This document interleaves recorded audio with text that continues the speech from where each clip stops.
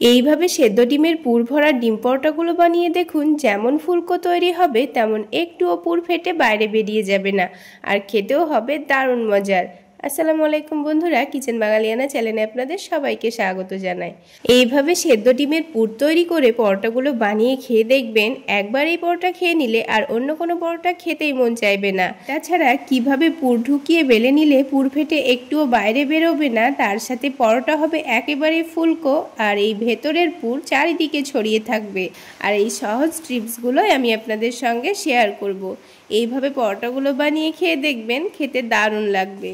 তো এই পরোটাগুলো তৈরি করে নেওয়ার জন্য একটা মিক্সিং বোলের মধ্যে 1 কাপ পরিমাণ ময়দা নিয়ে নিচ্ছি, তার সাথেই 1 কাপ পরিমাণ আটা নিয়ে নিচ্ছি।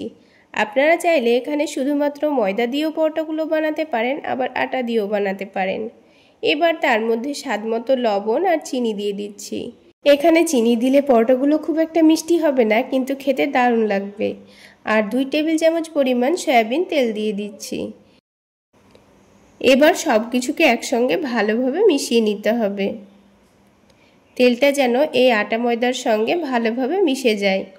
তো কিছুক্ষণ মিশিয়ে নেওয়ার পর দেখুন সব কিছু একসঙ্গে ভালোভাবে মিশে গেছে। এবার এখানে অল্প অল্প করে পানি দিয়ে ডোটা মেখে নিতে হবে। আর পানিটা একেবারে দিয়ে ফেলা যাবে না, বারে বারে অল্প অল্প করে দিয়ে ডোটা মেখে নিতে হবে, তা না হলে ডোটা কিন্তু অনেকটা নরম হয়ে যেতে পারে, তখন কিন্তু পরোটাগুলো খুব একটা ক্রিস্পি হবে না। তো বারে বারে অল্প অল্প করে পানি দিয়ে আমি ডোটা মেখে নিচ্ছি। ঠিক যেভাবে আমরা রুটি করার জন্য আটা মেখে থাকি সেইভাবেই পরোটার ডোটা মেখে নিতে হবে। তাই বারে বারে অল্প অল্প করে পানি দিয়ে একেবারে সফট করে ডোটাকে মেখে নিতে হবে। তো দেখুন বন্ধুরা, আমি ডোটা কিন্তু একেবারে সফট করে মথে নিয়েছি। তো ডোটা তৈরি করার পর একটু 2 মিনিট সময় নিয়ে একটু ভালো করে মথে নিতে হবে। তো ডোটা খুব সুন্দর করে মথে নেওয়া হয়ে গেছে। এবার এই ডোটাকে আমি 5 মিনিটের মতো রেস্টে রেখে দেব। আর এদিকে আমি আগে থেকে 3টে ডিম সেদ্ধ করে নিয়েছি, আর এই সেদ্ধ ডিমটাকে গ্রেট করে নিতে হবে। আর বন্ধুরা, এখানে পরোটার পরিমাণ অনুযায়ী কিন্তু ডিমটা কম বেশি করে নিয়ে নিতে হবে। তো দেখুন বন্ধুরা, 3টা ডিমকে আমি খুব ভালোভাবে গ্রেট করে নিয়েছি। এবার এটাকে রান্না করে নেওয়ার জন্য প্যানের মধ্যে 2 টেবিল চামচ পরিমাণ সয়াবিন তেল দিয়ে দিয়েছি। তেলটাকে একটু গরম করে নিয়ে পেঁয়াজ কুচি দিয়ে দিচ্ছি। একটু বেশি পরিমাণে পেঁয়াজ কুচি নিয়ে নিয়েছি। তো কিছুক্ষণ ভালোভাবে নাড়াচাড়া করে নিয়ে হালকা লালচে করে নিয়েছি। এবার এখানে ঝালের জন্য অল্প করে একটু কাঁচামরিচ কুচি দিয়ে দেব, আর স্বাদ মতো লবণ দিয়ে দিচ্ছি। তার সাথে সামান্য পরিমাণ ভাজা জিরা গুঁড়ো দিয়ে দিচ্ছি, আর সামান্য পরিমাণ কাশ্মীরি রেড চিলি পাউডার দিয়ে দিচ্ছি। তার সাথে চাট মশলা দিয়ে দিচ্ছি। এখানে আমি কোনো রকম হলুদের গুঁড়ো ধনের গুঁড়ো ব্যবহার করলাম না, তবে আপনারা চাইলে অল্প অল্প করে দিতেও পারেন। তো গুঁড়ো মশলাগুলোকে একটু ভালোভাবে মিশিয়ে নেওয়া হয়ে গেছে। এবার এখানে গ্রেট করা ডিমগুলো দিয়ে দিচ্ছি। এবার সব কিছুকে একটু ভালোভাবে নাড়াচাড়া করে মিশিয়ে নিতে হবে। তো এখানে কিন্তু সেদ্ধ ডিমগুলোকে রান্না করতে খুব বেশি সময় লাগে না। এইভাবে একটু ভালোভাবে মিশিয়ে নিয়েছি। তারপর নামানোর একটু আগে এখানে অল্প করে একটু টমেটো সস দিয়ে দেব, আর অল্প করে একটু চিজ গ্রেট করে দিয়ে দেব। আপনাদের হাতের কাছে চিজ না থাকলে না দিলেও কোনো অসুবিধা নেই, এমনিও খেতে দারুণ লাগবে। তবে এই সেদ্ধ ডিমের এই পুরের মধ্যে যদি অল্প করে একটু টমেটো সস আর চিজ দেওয়া হয় তাহলে খেতে কিন্তু দুর্দান্ত হয়। তো দেখুন সব কিছুকে আবারও একটু ভালো করে মিশিয়ে নিয়েছি। এখন কিন্তু আমাদের এই পুরটা একেবারে রেডি। এবার এটাকে একটা বাটির মধ্যে তুলে নেব। এবার এই ডিমের পুরটা ঠান্ডা হওয়ার জন্য এখন এক সাইডে রেখে দেব। আর এদিকে 5 মিনিট মতো হয়েও গেছে, আর এই ডোটাকে কিন্তু আবারও একটু ভালো করে মথে নিতে হবে। তো 5 মিনিট রেস্টে রাখার মধ্যেই কিন্তু দেখুন ডোটা কিন্তু আগের থেকে অনেকটাই সফট এবং নরম হয়ে গেছে। আর একটু হাতেও লেগে লেগে আসছিল বলে সামান্য করে একটু আটা ছড়িয়ে দিয়েছি। এবার আবারও একটু ডোটাকে খুব ভালো করে মথে নিচ্ছি। তো ডোটা খুব ভালো করে মথে নেওয়া হয়ে গেছে। এবার ছোট ছোট করে কয়েকটা লেচি কেটে নিচ্ছি। তো আপনারা যত বড় করে পরোটাগুলো তৈরি করতে চাচ্ছেন সেই অনুযায়ী লেচিগুলো কেটে নেবেন। এবার এই লেচিগুলো থেকে একটা করে লই নিয়ে খুব ভালো করে হাতের তালুতে ঘুরিয়ে সফট একটা লই তৈরি করে নিতে হবে। তো লই তৈরি করা হয়ে গেছে। এবার দেখুন এই লইটাকে মধ্যের জায়গাটা একটু মোটা রেখে চারিদিকটা একটু পাতলা করে নিতে হবে। তো বন্ধুরা এই ছোট ছোট টিপসগুলো যদি আপনারা ফলো করে পরোটাগুলো তৈরি করে নেন তাহলে আপনারাও কিন্তু এইভাবে পুর ভরা পরোটা তৈরি করে নিতে পারবেন। বেলার সময় কিন্তু পুরটা একটুও ফেটে বাইরে বেরোবে না। এবার এই ডিমের পুরটা মধ্যের জায়গায় দেব, সেই জন্য সামান্য করে একটু আটা দিয়ে দিয়েছি।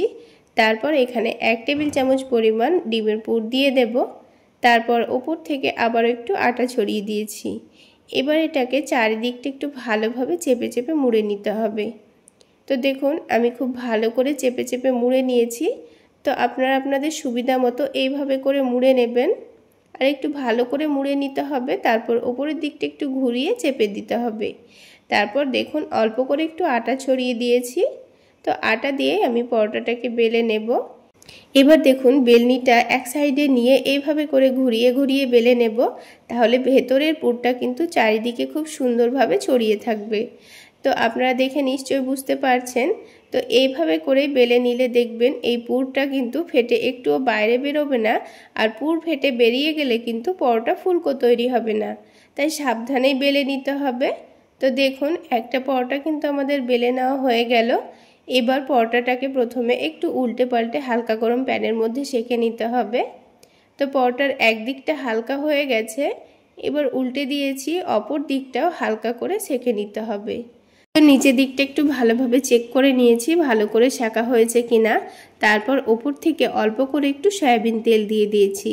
আপনারা চাইলে তেলের পরিবর্তে এখানে ঘি বা বাটার দিয়েও পরোটাগুলো ভেজে নিতে পারেন। তো দেখুন পরোটার একদিকটা কিন্তু হালকা ভাজা হয়ে গেলে এবার আমি পরোটাটাকে উল্টে দেব। আর উল্টে দেওয়ার পর পরোটাটা কিন্তু আস্তে আস্তে ফুলতে শুরু করবে। তো দেখে নিশ্চয়ই বুঝতে পারছেন পরোটাটা কিন্তু হালকা হালকা ফুলে উঠেছে। তো একটা পরোটা আমাদের তৈরি করা হয়ে গেল। ঠিক একইভাবে আরও একটি পরোটা আমি আপনাদের তৈরি করে দেখিয়ে দিচ্ছি।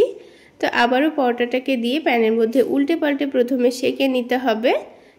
তারপর ওপর থেকে অল্প করে একটু তেল ছড়িয়ে দিচ্ছি। এবার দেখুন তেল দেওয়ার পরে পরেই কিন্তু পরোটাটা আস্তে আস্তে খুব সুন্দর ফুলতে শুরু করেছে। এবারে পরোটার নিচ দিকটা হয়ে আসলে পরোটাটাকে এবার উল্টে দেব। অপর দিকটাও একটু ক্রিস্পি করে ভেজে নেব।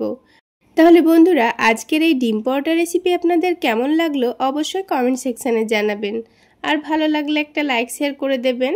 আর আমার এই সহজ রেসিপিগুলো যদি ইউটিউব চ্যানেল থেকে দেখে থাকেন চ্যানেলটি সাবস্ক্রাইব করে দেবেন।